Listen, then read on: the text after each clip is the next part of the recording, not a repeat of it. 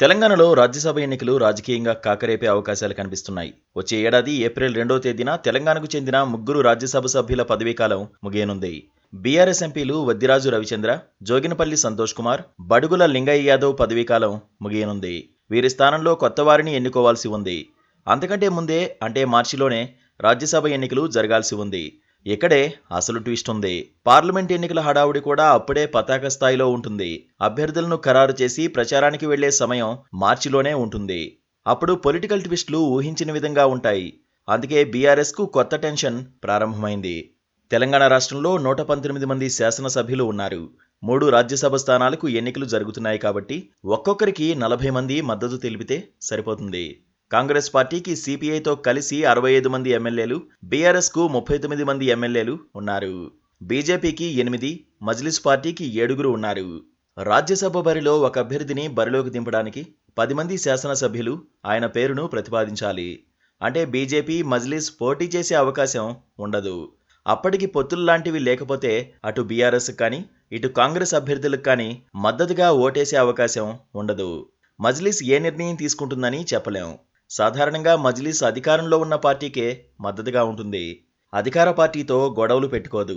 అంతగా కావాలంటే ఎన్నికలను బహిష్కరించవచ్చు. ఈ 2 పార్టీలకు చెందిన 15 మందిని లెక్కలోంచి తీసేస్తే 104 మంది సభ్యుల ప్రకారం చూస్తే ఒక్కొక్కరికి 35 మంది అభ్యర్థులు సరిపోతారు. ఈ లెక్కన బీఆర్ఎస్కు 1 ఖాయం. పోటీ ఉండదు కాబట్టి మిగిలిన 2 కాంగ్రెస్కు ఖాయం. అయితే ఇది ఎవరూ పోటీ చేయకపోతేనే. ఎవరైనా పోటీ చేస్తే మాత్రం కాంగ్రెస్కు ఇబ్బందికరమే. కానీ కాంగ్రెస్ అధికార పార్టీ కాబట్టి ఆ పార్టీకి ముప్పు లేదు. ఆ పార్టీనే బీఆర్ఎస్తో చెలగాటం ఆడే అవకాశం ఉంది. 3 స్థానాలు ఖాళీ అవుతున్నందున 3 అభ్యర్థులు బరిలో నిలిస్తే పోలింగ్తో, సంఖ్యాబలంతో సంబంధం లేకుండా వారి ఎన్నిక ఏకగ్రీవమవుతుంది.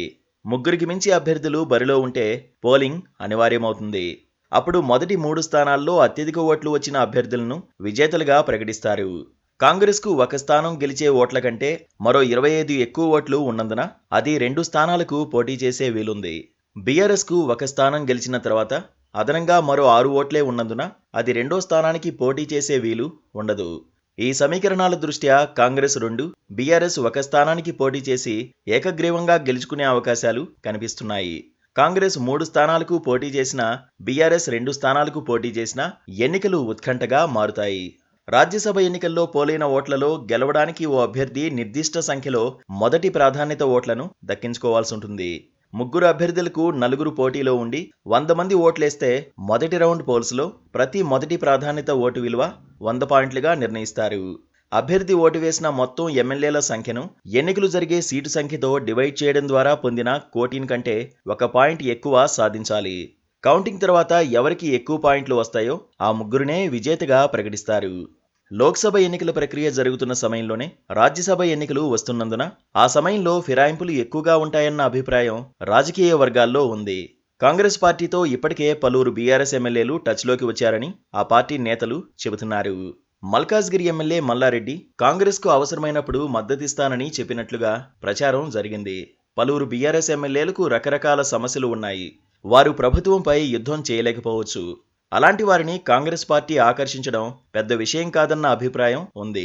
కాంగ్రెస్ పార్టీకి కావాల్సింది 4-5 మంది ఎమ్మెల్యేలైతే ఇలాంటి రిస్క్ తీసుకోవచ్చు, కానీ 20 మందికి పైగా ఆకర్షించి అభ్యర్థిని నిలబెట్టడం సరికాదన్న అంచనాలు సహజంగానే వస్తాయి. అందుకే కాంగ్రెస్, బీఆర్ఎస్ తమ బలానికి తగ్గట్లుగా అభ్యర్థులను నిలిపి ఏకగ్రీవంగా గెలుచుకోవడానికే మొగ్గు చూపే వీలుంది. రాజ్యసభ స్థానాలకు కాంగ్రెస్, బీఆర్ఎస్లో భారీ సంఖ్యలో ఆశావహులు ఉన్నారు.